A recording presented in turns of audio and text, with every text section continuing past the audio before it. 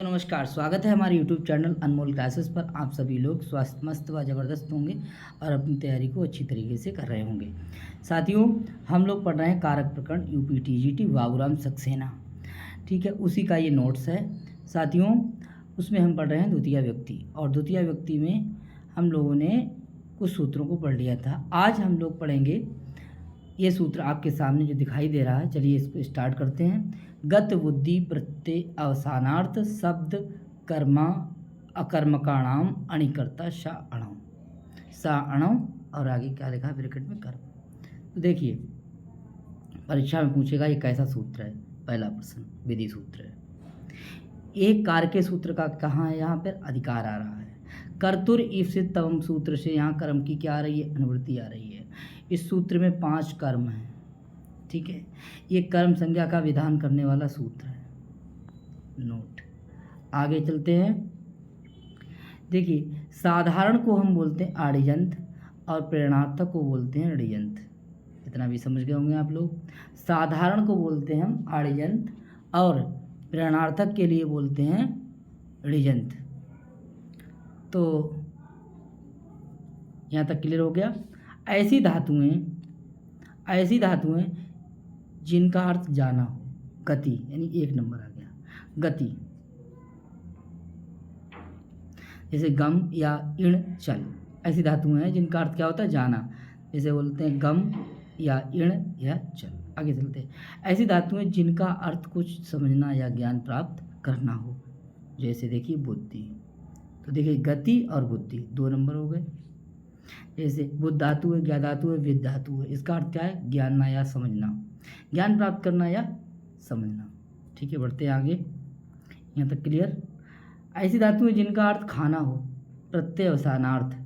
जैसे भक्ष धातु भक्षण करना, भुज धातु यानी भुज धातु का भोगनार्थ होता है, भोग्यम रूप बन जाता है। ठीक है, तो ऐसी धातु है जिनका कोई कर्म शब्द हो, अर्थात सकर्मक। कैसी क्रिया, सकर्मक। आगे, ऐसी धातुएं जिनका कोई कर्म ना हो, क्या बोलेंगे, अकर्मक। तो गति, बुद्धि, प्रत्यवसानार्थ, शब्द यानी कर्म अर्थात शब्द कर्म अर्थात सकर्मक और अकर्मक, अणिकर्ता शाणम। ठीक है, तो इसकी धातुएं उत्तिष्ठत और आस। ठीक है, तो इस तरीके से 5 जगह हो गए। ठीक है, 5 कर्म हो गए। कितने कर्म, 5। इनका साधारण दशा यानी साधारण दशा के लिए क्या बोलेंगे, आड़यंत में जो कर्ता रहता है वह प्रेरणार्थक दशा में कर्म हो जाता है। इस साधारण दशा का कर्ता प्रेरणार्थक दशा में कर्म हो जाता है। आगे चलते हैं, नेक्स्ट पॉइंट। धातु की साधारण दशा वह है जहाँ कर्ता स्वयं कार्य करना प्रकट करता है, जैसे गच्छति बह जाता है। जब कर्ता से कोई अन्य व्यक्ति कार्य कराता है अर्थात उसे कार्य करने की प्रेरणा देता है, तो उसे प्रेरणार्थक क्रिया के द्वारा प्रकट किया जाता है। गर्मी साथियों बहुत है। यहाँ धातु से ऋणिज प्रत्यय होकर उसका ऋजंत रूप बनता है। उसका क्या बनता है, ऋजंत रूप। फिर से पढ़ दे रहे हैं कि जब कर्ता से कोई अन्य व्यक्ति कार्य करवाता है अर्थात उसे जो कार्य करने की प्रेरणा देता है, तो उसे प्रेरणार्थक क्रिया के द्वारा प्रकट किया जाता है और वहाँ धातु से इणिच प्रत्यय होकर के उसका ऋजंत रूप बनता है। देखिए, बना हुआ भी है। गम इणिच आ ती, गम इणिच में ई आ गई, ई का याद में आ ती, और गम ई का ये हो गया, गुण हो गया आ ती, और गम का फिर हो गया आए। यहाँ पे संधि कौन सी हो गई, यहाँ पे हो गई आपकी, देखिए ये तो गुण हो गया, ई का गुण, और यहाँ पे कौन संधि हो गई, आयाति। क्लियर। आगे, और बन गया हमारा शब्द गम्यति, जाने की प्रेरणा देता है, जाने की प्रेरणा देता है। खुद तो नहीं जाता है, जाने की क्या देता है, प्रेरणा देता है। आगे देखेंगे, 3 पॉइंट है। प्रेरक को प्रयोजक कर्ता कहते हैं। जो प्रेरक होता है उसे क्या कहते हैं, प्रयोजक कर्ता कहते हैं। जिसको प्रेरित किया जाता है, जिसको प्रेरित किया जाता है उसे प्रयोज्यकर्ता कहते हैं। गति बुद्धि सूत्र इत्यादि सूत्र से प्रयोज्यकर्ता की, कौन से कर्ता की, यानी प्रयोज्यकर्ता की ऋजंत अवस्था में कर्म संज्ञा होती। कौन सी अवस्था में, ऋजंत अवस्था में, यानी गति बुद्धि जो सूत्र है उससे प्रयोज्यकर्ता की ऋजंत अवस्था में कर्म संज्ञा होती है। ठीक है, प्रयोजक और प्रयोज्य दोनों में अंतर है साथियों। जो प्रेरक है उसको हम कहेंगे प्रयोजक, और जिसको प्रेरित करता है उसे कहेंगे प्रयोज्यकर्ता। उस प्रयोज्यकर्ता की यहाँ ऋजंत अवस्था में कर्म संज्ञा होती है। चलिए उदाहरण देखते हैं और क्लियर करते हैं कि देखिए गति का, सबसे पहले गति यानी गम धातु, 17वां स्वर्गम अगच्छन, ये साधारण दशा की क्रिया है। ये आर्जंत को कहते हैं साधारण, और साधारण को अगच्छन। साधारण बराबर आर्जंत, एक ही बात है। ठीक है, तो ये देखिए इस क्रिया का जो करता है वो क्या है हमारा 17वां स्वर्गम अगच्छन। अब देखिए ये ऋजंत क्रिया है क्या, अगम्यत, और अगम्यत क्रिया का जो कर्म है तो कर्म तो स्वर्गम है, कर्म से नहीं यहाँ मतलब है, यहाँ कर्ता पे बात आई। तो देखिए इसका जो प्रयोज्यकर्ता होगा उसमें कौन सी व्यक्ति होगी, द्वितीया होगी। तो साथियों यहाँ देख लीजिए आप, शत्रुन में कौन सी व्यक्ति हो गई, यहाँ पर हो गई आपकी कर्म संज्ञा, और यहाँ पे व्यक्ति कौन सी हो गई, द्वितीया। और यहाँ आपका देखिए जो आपका प्रेरक है, जो प्रेरक कौन है, अप्सरी। देखिए जो प्रेरक जो देख ले रहे हैं आप हरि, और हरि जो है आपका कैसा करता हो गया, ये प्रयोजक करता हो गया। कैसा हो गया, इसमें कौन सी व्यक्ति हो गई, प्रथमा हो गई। तो ये आप देख लीजिए जो प्रयोजक है उसमें कौन सी हो गई, अब प्रथमा व्यक्ति। जो प्रयोज्य करता हो गया आर्जंत अवस्था में उसमें कर्म संज्ञा हो गई, अर्थात उसकी द्वितीय व्यक्ति हो गई। और स्वर्गम तो स्वर्गम है ही। तो यही कह रहे हैं कि गति हो, बुद्धि हो, प्रत्यवसानार्थ हो, शब्द हो अर्थात सकर्मक हो, अकर्मक हो, तो साधारण दशा का कर्ता प्रेरणार्थक दशा में क्या हो जाता है, उसका कर्म संज्ञा हो जाती है, बाद में द्वितीय व्यक्ति लग जाती है। साथियों यहाँ तक आप क्लियर कर चुके होंगे। आगे चलते हैं हम लोग दूसरी धातु को लेते हैं, और धातु आ गई हमारी कौन सी, बुद्धि। बुद्धि धातु में कौन कौन धातु पड़ी थी, बुद्धि में हम लोगों ने पढ़ी थी ज्ञा विद, और ज्ञा धातु पड़ी थी, और विद धातु पड़ी थी, और कौन सी धातु थी एक, और थी बुद्ध धातु। खुद में बुद्ध, ज्ञा और विद। ठीक है, तो देखेंगे स्वये वेदार्थम आविदु। अब देखिए आविदु कैसी, आर्जंत या ना कि साधारण, और इस साधारण क्रिया का कर्ता क्या आ जाएगा, स्वय। क्या आ जाएगा, स्वय। क्लियर, आगे देखते हैं।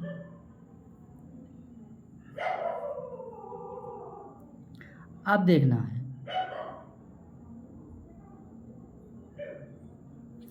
देखिए अब ऋजंत क्रिया का जो करता है वो ऋजंत क्रिया कैसी है, अवेदियत, और इसका जो कर्ता है उस कर्ता में क्या हो जाएगा, स्वान, और स्वान कैसा कर्ता हो जाएगा, प्रयोज्यकर्ता, और प्रयोज्यकर्ता में कौन संज्ञा हो जाएगी, कर्म, और व्यक्ति कौन सा लग जाएगी, द्वितीय, तो क्या हो जाएगा, स्वान। और इसको जो प्रेरक है, ठीक है, वो हो जाएगा प्रयोजक कर्ता, और प्रयोजक कर्ता में कौन सी व्यक्ति हो जाएगी, प्रथमा। क्लियर, आगे चलते हैं। देखिए प्रत्यवसानार्थ अर्थात अस्धातु खाना, देवा अमृतम आसनन, देवा अमृतम आसनन। देखिए प्रत्यवसानार्थ अस्धातु है, तो देखेंगे कि देवा अमृतम आसनन। देखिए वैसे यहाँ पे विसर्ग होनी चाहिए क्योंकि देवा बहुवचन है, ठीक है, लेकिन ये बाबूराम सक्सेना में भी विसर्ग नहीं है। अब देखिए आसनन जो क्रिया है वो आर्यंत अर्थात साधारण है, और उसके कर्ता में कौन सी युक्ति है, प्रथमा। जब ये क्रिया कैसी हो जाएगी, प्रेरणार्थक हो जाएगी, प्रेरणार्थक हो जाएगी, आर्यंत हो जाएगी, तो आशयत हो जाएगी, और आशयत का जो कर्ता है वो हो जाएगा आपका कर्म, उसकी कर्म संज्ञा हो जाएगी। कैसा कर्म होगा, वो प्रयोज्य कर्ता हो जाएगा, और ये प्रयोज्य हो जाएगा, इसकी ये प्रयोज्य करता है, और उसकी संज्ञा कौन सी हो जाएगी, कर्म संज्ञा। कौन संज्ञा हो जाएगी, कर्म संज्ञा। करता तो है ये, लेकिन इसकी संज्ञा कौन सी हो जाएगी, कर्म संज्ञा, और व्यक्ति कौन सा लग जाएगी, द्वितीया। और अब ये वाला कर्ता जो हरि है वो कैसा है, प्रयोज्य करता है। कौन करता है, प्रयोजक करता है, सॉरी, ये प्रयोजक करता है और ये कैसा करता है, प्रयोज्य करता है। ऋजंत अवस्था में प्रयोज्यकर्ता में कौन सी व्यक्ति होती है, तो द्वितीया बताएंगे, और प्रयोजककर्ता में कौन सी व्यक्ति होती है, तो प्रथमा बताएंगे। Clear, right. आगे चलते हैं। अब आती है आपकी सकर्मक धातु, कौन सी आती है, सकर्मक। आगे चलते हैं, कह रहे हैं कि विधि वेदम अध्ययत, विधि वेदम अध्ययत। देखिए ये साधारण दशा यानी कि आर्यजंत दशा अध्ययत है, इसका कर्ता क्या है, विधि है। अब जब ऋजंत दशा में, जब ये प्रेरणार्थक दशा में जाएगी क्रिया, तो इसके कर्ता की देखिए, कर्ता जो विधि है उसका क्या हो जाएगा, विधिम है, तो प्रयोज्य करता ही, लेकिन उसकी कर्म संज्ञा हो जाएगी, द्वितीय व्यक्ति हो जाएगी। और जो प्रयोजक कर जो हो जाएगा, ये देखिए गलत लिख दिया, ये हो जाएगा प्रयोज्य, देख सही लिखते हैं, देखिए ये है प्रयोज्य, ठीक है, ये प्रयोज्य है, यानी कि विधि जो है वो प्रयोज्य है, और हरि जो है वो क्या है, हरि जो है वो प्रयोजक है, प्रायोजक। हरि कैसा, प्रयोजक है। और इसमें कौन सी व्यक्ति हो जाएगी, प्रथमा, इसमें कौन सी व्यक्ति हो जाएगी, द्वितीय, इसकी कर्म संज्ञा हो जाएगी। आर्यजंत अवस्था में प्रयोज्य की कर्म संज्ञा होती है और द्वितीय व्यक्ति होती है, प्रयोजक कर्ता में प्रथमा व्यक्ति होती है। आगे चलते हैं, समझ गए होंगे। आगे देखिए इसका कैसा बनेगा, हरि विधिम वेदम अध्यापयत, नोट कर लेंगे, और इसको सही है, देखिए ये ऐसे है, ऐसे कर लीजिए। आगे देखिए, यानी प्रयोज्यकर्ता कौन सा है हमारा, प्रयोज्यकर्ता हो जाए, प्रयोजक क्या, प्रयोज्यकर्ता हो जाएगा हमारा विधिम, और प्रयोजक क्या हो जाएगा, हरि। क्लियर। आगे देखिए, ये है आपकी कौन सी, अकर्मक। पृथ्वी सलिले आसत, पृथ्वी सलिले आसत। अब देखिए आसत धातु जो है साधारण है, और इसका कर्ता क्या हो जाएगा, पृथ्वी। और पृथ्वी जब प्रेरणार्थक में पहुंचेगा आशयत क्रिया, तो उसके कर्ता की कौन संज्ञा हो जाएगी, कर्म संज्ञा। और ये भी कर्ता जो है वो कैसा है, प्रयोज्य करता है। कैसा करता है, प्रयोज्य करता है, और इसमें व्यक्ति कौन सी हो जाएगी, पृथ्वी में द्वितीया हो जाएगी। और जो इधर देख लीजिए जो हरि है वो प्रयोजक करता है। कैसा करता है, प्रायोजक, प्रयोजक करता है, इसमें व्यक्ति कौन सी है, प्रथमा है। तो देखिए आर्यजंत अवस्था में प्रयोजक कर्ता में प्रथमा व्यक्ति होती है, और ये प्रयोज्य कर्ता में द्वितीय व्यक्ति होती है। आप समझ गए होंगे साथियों। सामान्यतः प्रकृत दशा का कर्ता अर्थात साधारण दशा का कर्ता ऋजंत यानी प्रेरणार्थक दशा की क्रियाओं में क्या हो जाता है, कर्ण हो जाता है।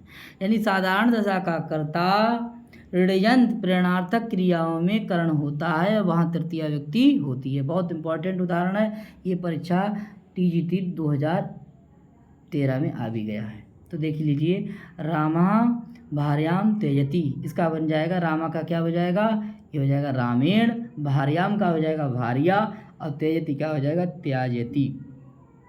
तो ये वाली आपकी जो क्रिया है, ये वाली ये साधारण है, और ये कैसी है, ये प्रेरणार्थक है, ठीक है, प्रेरणार्थक है।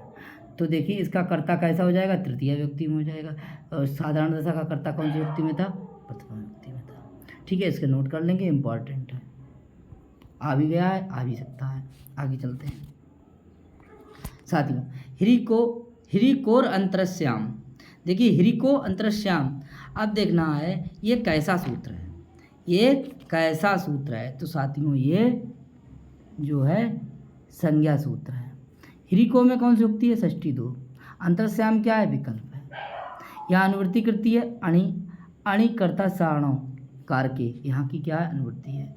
हिरि और क्री धातु के आर्यजंत रूपों का कर्ता ऋजंत अवस्था में विकल्प से कर्म संज्ञा होती। कैसी होती है, विकल्प से। फिर से पढ़ लीजिए, हिरि और क्री धातु के आर्यजंत अवस्था का कर्ता अर्थात साधारण दशा का कर्ता प्रेरणार्थक दशा में या ऋजंत दशा में विकल्प से कर्म संज्ञा हो जाती है। तो एक बार साथियों होती है तृतीय व्यक्ति, और एक बार होती है आपकी द्वितीया विभक्ति, अर्थात कर्म होता है विकल्प से, तो एक बार तृतीया होगी, एक बार क्या होगी, द्वितीया होगी।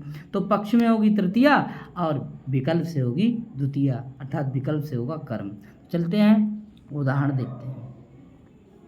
मृत्या कटम हरति, तो हरत में धातु कौन सा आ गई आपकी, हिरी। और साधारण दशा का यानी क्रिया है, उस क्रिया का कर्ता क्या है हमारा, भृत्या। और भृत्या जब है, अब प्रेरणार्थक दशा की क्या है, क्रिया है, इसका जो कर्ता है वो विकल्प से क्या हो जाएगा, कर्म हो जाएगा। तो इसकी विकल्प सूत्र से यानी इसी सूत्र से इसकी कर्म संज्ञा होकर के कौन सी व्यक्ति हो जाएगी, द्वितीय व्यक्ति हो जाएगी। आप समझ गए होंगे। साथ ही दूसरा उदाहरण देखते हैं। अब दूसरा उदाहरण क्या है, बोले पक्ष में विभक्ति कौन सी होती है, तृतीया। देखिए प्रत्येन कटम हारयति, ये भी आपकी कैसी हो गई, ऋणजंत वाली क्रिया हो गई। इसके कर्ता में कौन सी व्यक्ति अब आ गई, तृतीय व्यक्ति आ गई। अब परीक्षा में पूछेगा कि तृतीय व्यक्ति किस सूत्र से, तो आप बताएंगे कर्तृकर्ण सूत्र से तृतीय आ जाती है। आगे चलते हैं हम लोग। अब देखता है कि भैया ये देखिए गौरव है, देखिए अब ये क्या है, गौरव है। और गौरव में देखिए गौरवा, वैसे क्या है, ये गौरवा है, गौरवा, गौरवा ठीक करता है। गौरवा कटम करोती, ये कैसी है, साधारण है। अब इसका क्या हो जाएगा, जी ऊपर जो दिखाई दे रहा है ये बिंदी नहीं है, ठीक है। आगे देखिए, तो देखिए गौरवा विसर्ग हैं बल्कि, ठीक है, विसर्ग करता है ना गौरवा। तो देखिए कि गौरवा कटम करोती, अब यहाँ धातु कौन सी, क्रिया धातु है। अब इसका हम बनाएंगे कार्यति। अब कार्यति यानी प्रेरणार्थक दशा में इसका कर्ता क्या हो जाएगा, कर्म। अब हो जाएगा गौरवम। ऐसे दूसरा हो जाएगा, ये तो हो जाएगी आपकी विकल्प से कर्म संज्ञा। अब आ जाएगी कर्तृकर्ण सूत्र से तृतीय पक्ष में, तो गौरवेण कटम कार्यति, इस तरीक़ा से यहाँ पर होगी द्वितीया, यहाँ पे होगी तृतीया। और ऊपर वाला वाक्य हो गया आपका साधारण, नीचे दोनों वाक्य हो गए आपके प्रेरणार्थक। क्लियर, पक्ष में हो गई तृतीया, विकल्प से हो गई द्वितीया। आगे चलते हैं। सूत्र आपके सामने वार्तिक है साथियों, कह रहे हैं कि अविवादी दृशो आत्मनेपदे वेति वाच्यम। इस वार्तिक के अनुसार पूर्वक वद धातु तथा दृश धातु जब प्रेरणार्थक होने पर आत्मनेपद में प्रयुक्त होती है, तब उनका भी साधारण दशा का कर्ता विकल्प से कर्म हो जाता है। साथियों आगे चलते हैं और देखते हैं। देखिए भक्ता देवम अभिवदति, भक्ता देवम अभिवदति, तो देखेंगे यहाँ जो अभिवदति है अभी उपसर्ग पूर्वक है, वद धातु है, ये कैसी है, ऊपर वाली साधारण है, और ये कैसा है आपका प्रेरणार्थक है। यही क्रिया जब ये साधारण में है तो कर्ता में प्रथमा हो जाएगी, कर्म में द्वितीया हो जाएगी। तो चलते ही जब जब प्रेरणार्थक होगी अभिवादयति, तो ये कर्म तो कर्म रहेगा, लेकिन कर्ता की विकल्प से कौन सी संज्ञा हो जाएगी, यहाँ पे विकल्प से कर्म संज्ञा हो जाएगी, कर्मणि द्वितीया से द्वितीया व्यक्ति हो जाएगी। और साथियों ये काम विकल्प से हो रहा है, विकल्प से कर्म संज्ञा हो गई, द्वितीया व्यक्ति हो गई। अब देखेंगे कि अभिवादयति कैसी धातु है, तो बोले आत्मने पद में प्रयुक्त होने पर परस्मय पदी धातु ना होकर के आत्मने पदी है। अभिवदति तो परस्मय पद है, लेकिन ये कैसी है, आत्मने पद है। कैसी है, आत्मने पद है। आप ये भी समझ गए होंगे कि इस वार्तिक के अनुसार अभिपूर्वक वद धातु तथा दृश धातु जब प्रेरणार्थक होने पर आत्मने पद में प्रयुक्त होती है, तो अभिवादयति आत्मने पद में है, तो भक्ता का क्या हो जाएगा, भक्तम हो जाएगा विकल्प से, और कौन सी व्यक्ति लग जाएगी, द्वितीया व्यक्ति हो जाएगी कर्मणि द्वितीया सूत्र से। अगर एक बार ऐसे कर लेंगे और एक बार क्या करेंगे, एक बार इसको पक्ष में तृतीया करेंगे। अभिवादयते बोले देवम भक्तेन, यानी भक्तेन देवम अभिवादयते। अब ये भी आपका पहुंच जाएगा, तो कर्तृकर्ण सूत्र से यहाँ पर भक्तेन में तृतीया व्यक्ति हो जाएगी। आप समझ गए होंगे। ठीक है, आगे चलते हैं। भक्ता देवम पश्यति, अब देखिए धातु आ गई दृश, दृश का हो जाता है परस्मय पद में बन गई आपकी पश्यति। अब इसका कर्ता क्या हो गया, वो हो गया आपका भक्ता। अब ये पहुँचेगी हमारी आत्मने पद में, तो दर्शते हो जाएगा, तो यहाँ क्या बन जाएगा, भक्तम। एक बार क्या बन जाएगा, भक्तेन, तो पक्ष में क्या हो जाएगा, भक्तेन तृतीया हो जाएगी कर्तृकर्ण सूत्र से। और आगे जो है भक्तम में क्या हो जाएगा, अविवादी दृश्यों से कर्म संज्ञा, कर्मणि द्वितीया से द्वितीया व्यक्ति। तो ये विकल्प से ऊपर द्वितीया हो रही है, ये विकल्प से कहा है, विकल्प से। ठीक है, ये पक्ष में, विपक्ष में क्या हो रही है आपकी, जे पक्ष में आपकी द्वितीया हो गई, ठीक है, इस सूत्र से कर्म संज्ञा हो गई, कर्मणि द्वितीया से द्वितीया हो गई। यहाँ पर कर्तृकर्ण सूत्र से कौन सी विभक्ति हुई? पक्ष में तृतीया हो गई। साथियों समझ गए होंगे आप लोग। आगे चलते हैं। आत्मने पद में ना होने पर दृशेषा सूत्र के अनुसार यहाँ पर कर्म हो जाता है। भक्तम देवम दर्शयति। देखिए यहाँ पर देखिए आत्मने पद नहीं है, यह कैसी प्रथम पद है। जब ये दर्शयति प्रथम पद होगा तो भक्तम में कौन सी व्यक्ति हो जाएगी? द्वितीया हो जाएगी। केवल द्वितीया, कोई परिवर्तन नहीं है। आगे देखिए, ठीक है। अभिवदति के आत्मने पद ना होने पर, जब आत्मने पद नहीं होगा तो ये प्रेरणार्थक दशा में, तब क्या हो जाएगी इसकी? तब इसमें हो जाएगी कौन सी व्यक्ति? भक्तिन, यानी कौन सी व्यक्ति हो जाएगी? तृतीया व्यक्ति हो जाएगी। ठीक है, यानी आत्मने पद में ना होने पर दृशेषा सूत्र से भक्तम देवम दर्शयति, भक्तम देवम दर्शयति। आगे चलते हैं। इसके आगे है, बोले ये वार्तिक है, जलपति प्रवृत्ति नाम उपसंज्ञानम। इस वार्तिक के अनुसार जल्प, भास इत्यादि में भी प्रकृत दशा का कर्ता अर्थात साधारण दशा का कर्ता प्रेरणार्थक दशा में कर्म हो जाता है। पुत्रा धर्मम जलपति। अब देखिए जलपति का कर्ता क्या है? पुत्रा है, और ये जब हो जाएगी आपकी प्रेरणार्थक दशा में तो यही पुत्रम हो जाएगा। इसमें तुरंत हो जाएगी कौन सी? कर्म हो जाएगा, और बाद में द्वितीया व्यक्ति हो जाएगी। क्लियर? आगे चलते हैं। बोले पुत्रा धर्मम भासते, ये साधारण दशा का है, तो साधारण दशा का कर्ता है तो कैसा हो जाएगा? प्रथमा व्यक्ति। और जब प्रेरणार्थक दशा की क्रिया हो जाएगी तो तुरंत हो जाएगा पुत्रम, द्वितीया व्यक्ति हो जाएगी। बहुत सरल है। ठीक है, आगे चलते हैं। अब देखिए अपवाद है। क्या है? अपवाद। चलते अपवाद भी देखते हैं। कह रहे हैं निवयोर ना, नी धातु और वय धातु। आप लोगों ने धातु तो याद ही कर ली होंगी। अब दू, याच, पचदंड, रुत, प्रची, ब्रू, साजी, मतमुस, नी, री, कृष, वह, ये 16 धातु हैं, उनमें से नी और वह धातु है। बोले इस वार्तिक के अनुसार नी और वह धातु के प्रेरणार्थक रूपों का प्रयोग में, अर्थात प्रेरणार्थक रूप किसे कहते हैं? बोले इसको प्रेरणार्थक के लिए अड़यंत कहते हैं। प्रेरणार्थक रूपों के प्रयोग में साधारण दशा का कर्ता कर्म ना होकर कर्ण होता है। यहाँ साधारण दशा का कर्ता अभी तक क्या हो रहा था? कर्म हो रहा था।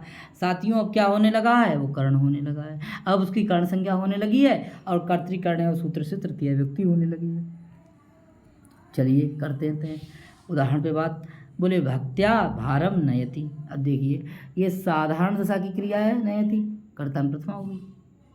अब देखिए प्रेरणार्थक दशा की क्रिया हो गई नायति, नायति, तो देखिए इसमें भक्तेन में कौन सी व्यक्ति हुई? तृतीया हुई, कर्तृकर्ण और सूत्र से।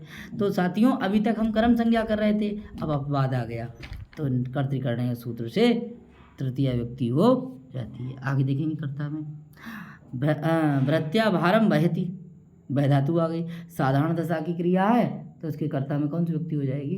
प्रथमा हो जाएगी। प्रेरणार्थक दशा में जय क्रिया आएगी बाह्यति, तो इसकी देखिए भक्तिन कर्तृकर्ण सूत्र से तृतीय व्यक्ति हो जाएगी। तो आप समझ गए होंगे। भारम में तो द्वितीया है ही, ये तो कर्म है ही, इसे समझना है, ये तो ऑलरेडी है ही। बात चल रही है सिर्फ कर्ता की, कि जब साधारण दशा की क्रिया होगी तो कर्ता में प्रथमा होगी, जब वही क्रिया प्रेरणार्थक दशा में जाएगी तो यहाँ पे कर्म ना होकर के कर्ण संज्ञा होगी। इसीलिए क्या है? अपवाद है। नी वयोर ना, नी धातु हो वह धातु हो तो ना कर्म नहीं होगा, तो वहाँ क्या होगा?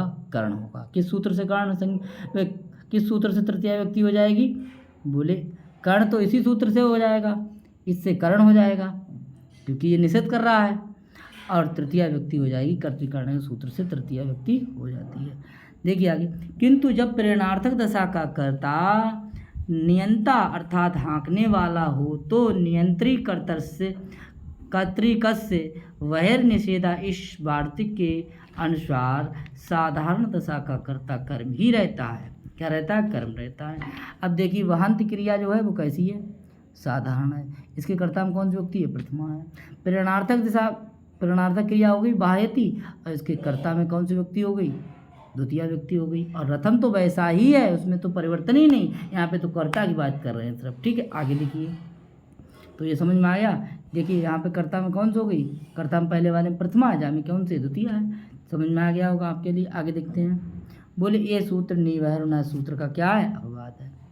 ठीक है, ये अपवाद हो गया। कौन सा? नियंत्री कर्तृकस्य वहर निषेधा। ये सूत्र भी निवहे और ना का अपवाद है, इसको अंडरलाइन कर लेंगे। आगे देखते हैं। आदि खादय और ना, बोले इस वार्तिक के अनुसार अद और खाद धातु के कर्ता को उनके प्रेरणार्थक रूप में कर्म ना होकर के कर्ण होगा। क्या होगा? कर्ण होगा। बटु अन्नम अति, तो क्या बन जाएगा? बटना अन्नम आदयति। देखिए ये साधारण दशा की क्रिया है, ये साधारण दशा की क्रिया है, तो कर्ता में प्रथमा होगी। प्रेरणार्थक दशा की क्रिया होगी तो क्या हो जाएगी? बटना हो जाएगी, कर्तकर्ण सूत्र से तृतीया हो जाएगी। क्लियर हो गया? आगे चलते हैं। इसके बाद आता है क्या कि साधारण दशा की क्रिया खादयति है तो कर्ता बटु में क्या हो जाएगी? प्रथमा हो जाएगी। यही क्रिया जब प्रेरणार्थक दशा में आएगी तो यह कि इसके कर्ता में बटना हो जाएगी, अर्थात इसमें तृतीया व्यक्ति हो जाएगी। ठीक है, क्लियर हो गया? आगे चलते हैं। अब साथियों है कि भक्षेर अहिंसा अर्थक सिन्हा, इस वार्तिक के अनुसार अहिंसा अर्थक वक्ष धातु का साधारण दशा का कर्ता प्रेरणार्थक दशा में कर्म ना होकर के कर्ण होता है, अर्थात उसकी कर्ण संज्ञा हो जाती है, बाद में तृतीया व्यक्ति लग जाती है। कहेंगे कि बटु अन्नम भक्षयति। अब देखिए साधारण दशा की क्रिया भक्षयति है, इसके कर्ता में कौन सी व्यक्ति? प्रथमा है। तो देखिए जब प्रेरणार्थक होगी तो बन जाएगी आपकी भक्षयति। ठीक है, जो भक्षति है ये भक्षयति। ये क्रिया कैसी है हमारी? ये प्रेरणार्थक है, एड़ इसमें ऋडयंत लगा हुआ है। ठीक है, एड़यंत क्रिया है, तो इसके कर्ता में कौन सी व्यक्ति हो जाएगी? अब यानी साधारण दशा में जो भक्ष धातु है, साधारण दशा में भक्ष धातु उसके कर्ता में प्रथमा, और जब प्रेरणार्थक दशा में वही भक्ष धातु जाएगी तो उसके कर्ता में कौन सी व्यक्ति हो जाएगी? फिर कर्म ना होकर के कौन सी व्यक्ति होगी? तृतीया व्यक्ति हो जाएगी। क्लियर हो गया? आगे चलते हैं। इसके बाद है भक्ष धातु, जब अभी तो क्या आया? अहिंसा के अर्थ में आया। अब भक्ष धातु अगर हिंसा के अर्थ में आए तो क्या होगा? तो वहाँ पर तो हम कर्ण संज्ञा कर रहे हैं, अब क्या होगा? कर्म संज्ञा। तो देखेंगे उदाहरण, बोले बलि वरदान सस्यम भक्ष्यति, ये साधारण है, एक ऐसी है साधारण क्रिया है। तो साधारण दशा का कर्ता कैसा हो गया? बलिवरदान। बलिवरदा हो गया आपका, बलिवरदा है, सॉरी बलिवरदा में कौन सी व्यक्ति होगी? प्रथमा होगी, वो प्रथमा हो गई। आप देखेंगे जय भक्ष्यति क्रिया जब जाएगी आपकी ऋजंत में, अर्थात प्रेरणार्थक में, किसमें जाएगी? प्रेरणार्थक में, तो ये कर्ता का हो जाएगा, इसमें द्वितीय व्यक्ति हो जाएगी। तो साथियों जब अहिंसा अर्थ में होगा तो कर्ता ऋजंत अवस्था में कर्ण होगा, जब हिंसा अर्थ में होगा और ऋजंत अवस्था में होगा तो ये कर्ता जो है ऋजंत अवस्था का ऋजंत अवस्था का कर्ता, ऋजंत अवस्था का कर्ता हिंसा अर्थ में द्वितीय व्यक्ति हो जाती है। क्लियर हो गया?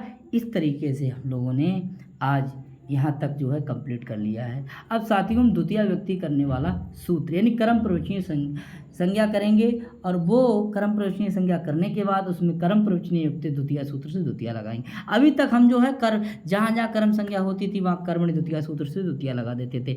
आगे जो है इससे कर्म प्रवचनीय संज्ञा होगी, तमाम ऐसे सूत्र होंगे जहाँ कर्म प्रवचनीय संज्ञा से कर्म प्रवचनीय संज्ञा करने वाले सूत्र होंगे, और उसके बाद में एक ही होगा जो द्वितीय व्यक्ति करेगा। जिनकी कर्म प्रवचनीय संज्ञा हो जाएगी उनकी द्वितीय व्यक्ति करने वाला सूत्र एक ही होगा, कर्म प्रवचनीय युक्त द्वितीय।